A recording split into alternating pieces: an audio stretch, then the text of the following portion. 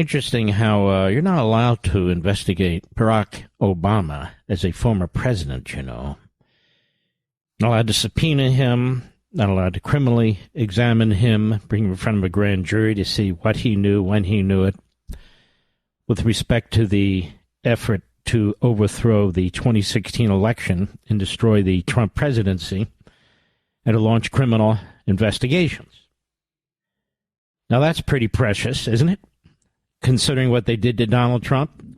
No, it should be full steam ahead. I also hear one of the reporters talking about the Supreme Court decision on immunity, that it benefited President Trump, and so hence it now benefits Obama. Well, maybe he's reading a different opinion than I am, or these people are whispering in his ear, giving him a different advice. Yes, a president has immunity from his official acts.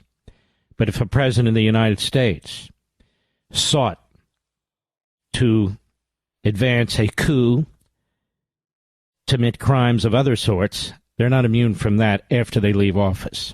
That's for sure. But in any event, a full-fledged investigation, criminal investigation, is absolutely warranted, despite the best efforts of some never-Trumpers with law degrees and left-wing Democrats and so forth with law degrees trying to tell you that what's the big deal. We already knew the Russians tried to intervene in the election, but they failed, is the line that they use. That's not the point. That's not the point. The point was the allegation that Donald Trump worked with the Russians to steal the election from Hillary Clinton. That's the point. And the leaks that transpired as a result of that. Now we have documents out of the intelligence agencies that were released by Tulsi Gabbard. And we're told to move along. We're not going to move along. I want to get into that a little bit more thoroughly in the response from the Obama president's office. But the precedent that's been set here, of course, is that a former president can be criminally investigated. They came up with their phony claims against Donald Trump, and they spent years investigating him. Grand juries, indictments at the federal, state, and local level. Apparently, we don't have any attorneys general at the state level with the guts to do a damn thing, let alone at the local level. I'm just being honest. But before we get into all that, you know, this book on power, it's been distributed widely by the publisher to various press people, various hosts, various columnists. We'll see if they write something or say something, but it's interesting. I already saw one that pretty much was picking and choosing information that's in the book. That's always kind of troubling to me, bothersome to me, and this is an individual that would never actually interview me. So I discuss this stuff with you directly. Now, the reason I mention this book in the course of a radio show like this that's talking about current events and so forth, although we do history and philosophy and so much more here, is because this book relates to all aspects of human behavior, whether it's ancient, more modern history, whether it's current, whether it's in your individual lives, your familial lives, your job, your community, or the country generally. And every book I write really does have that kind of a reach, but this one especially. And so this book is broken down into a number of areas. And remember what I've said. The issue here, to me, is for people to start to think about liberty and tyranny, to think about private property rights and Marxism and Islamism and so forth and so on in the context of power. Power.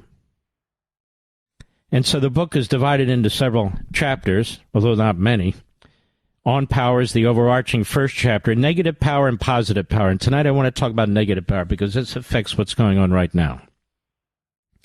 Tomorrow I'll talk about positive power, and I get into language, rights, and liberty as well.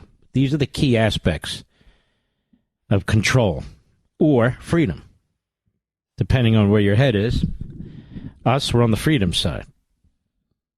So what is negative power? I developed these categories so we can better analyze what power is and why it's so important.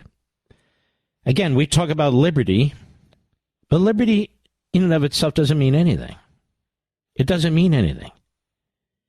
If you don't have the ability to institute a system that recognizes the individual, free will, and so forth, and so, you don't have liberty. So the issue really is power. Power. Power comes first. Then you determine the extent to which you do or do not have liberty or tyranny or rights and so forth. As I researched this book, it's very interesting. Power is not the same thing as liberty. Power is not the same thing as rights or unalienable rights. Interesting. And yet they overlap. Power is not the same thing as little d democracy or little r republicanism, although they overlap. But as you can see from what I'm saying now, power is at the core of all of it. Liberty, tyranny, representative government, fascism, Marxism, Islamism, you name it. And this is why an honest and thorough investigation of that term and the force of that term is necessary. So when we think of things, we start to think of them, in my view, in a different way. This is how the Marxists, the Islamists, the fascists, or even the Democrats pushing authoritarian democracy, this is how they get away with what they get away with. Because we'll beat our chests about liberty, that's not free, that's not representative government, but which is obviously the outcome, the end game.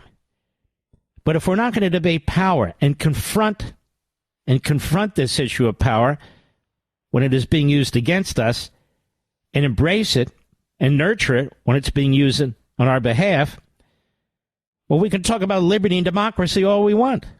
It won't matter. So what I'm going to do here is, it's a thumbnail sketch. Obviously, the book is much more comprehensive and thorough, but for our purposes here, so what's negative power?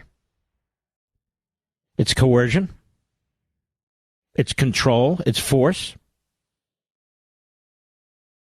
It's the antithesis of what is necessary for individual liberty, consensual and representative government, a civil society.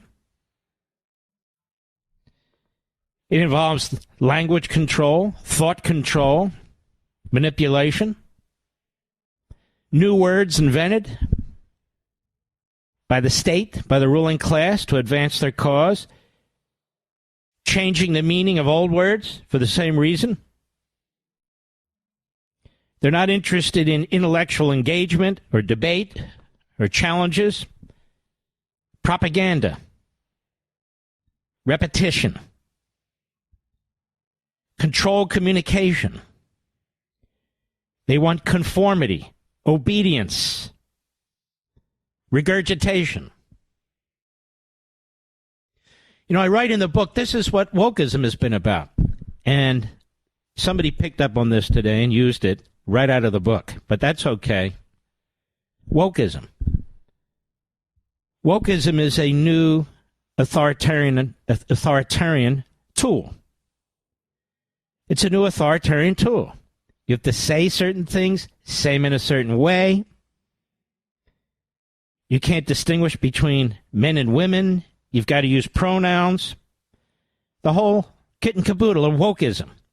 You get a scarlet letter. It can affect your career. It can destroy your reputation if you don't fall in line. Wokeism is a new form of Marxism, fascism, totalitarianism, authoritarian democracy. That's what wokeism is. It's just a new way of control, controlling thought, controlling behavior, controlling outcomes. All of this is in the book. So what's the goal? The goal is to create followers, adherents, fanatics. And anybody who steps out of line, well, they're to be diminished, denuded, smeared. Negative power is unmoored from the Bible. That teaches us that the sovereign is God and that we, his people, his children, when it comes to earthly governance, we're the sovereign over our futures here on earth. Not the ruling class, not a handful of individuals. We are the people with certain constraints and restraints. That's what your declaration says for a reason. Negative power rejects this basic biblical teaching. It rejects Reformation. It rejects the Enlightenment. It rejects people like John Locke and Montesquieu, who talk about the distribution of power, power versus power. Because the Marxist communists, the Islamists, the authoritarians, they want the centralization of power, as I indicated earlier. So this whole idea of divided power, which is central to our republic, which is really the key to our Constitution, which is the key to limiting authoritarianism, this is rejected by those who embrace negative power, like the Democrat Party, but I'll deal with that later. What else? The dehumanization of the person. You're not really a human being. You're part of a collective. You're part of a collective. This is why people do not, on that side, the negative power side, do not or are not offended when you talk about the tens of thousands of women who were sold into sex slavery, the missing 325,000 unaccompanied minors. They're not viewed as individual human beings. They're not viewed as individual human beings. It's just a mass, a mob. And the ends justify the means.